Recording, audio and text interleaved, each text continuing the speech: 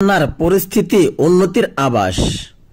তিস্তা, ধরলা ও দুধকুমার নদীর পানি কমে আগামী 3 দিনের উত্তরাঞ্চলের বন্যার পরিস্থিতি উন্নতি হতে পারে বলে আভাস দিয়েছেন বন্যা সতর্কীকরণ কেন্দ্র। সোমবার দুপুরে বন্যার সতর্কীকরণ কেন্দ্র নির্বাহী প্রকৌশলী সরদা উদয় রায়হান বলেন, গতকাল রোববার তিস্তার কাউনিয়া পয়েন্টের বিপদসীমার উপর দিয়ে পানি প্রবাহিত হচ্ছিল। সেটি আজ ডালিয়া এবং কাউনিয়া 2 পয়েন্টের নিচে দিয়ে প্রবাহিত হচ্ছে।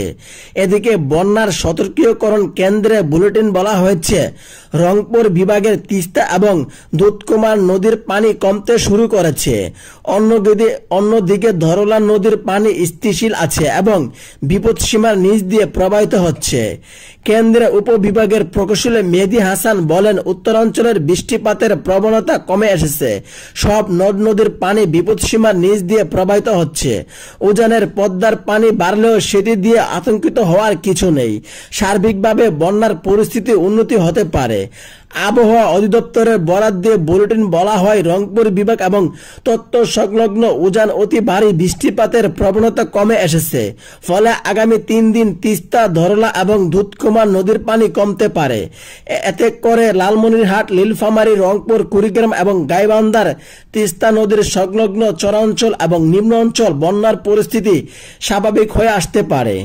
রংপুর বিভাগের অন্যান্য প্রধান নদী যেমন আত্রাই, পূর্ণভবা, করতোয়া, টাঙ্গন এবং যমুনেশ্বরী নদীর পানি কমেছে। ইছামতি, যমুনা নদীর পানি স্থিতিশীল আছে। অন্যদিকে সমতলে গাকটা নদীর পানি বাড়ছে, অবশ্য বিপদসীমার নিচ দিয়ে প্রবাহিত হচ্ছে।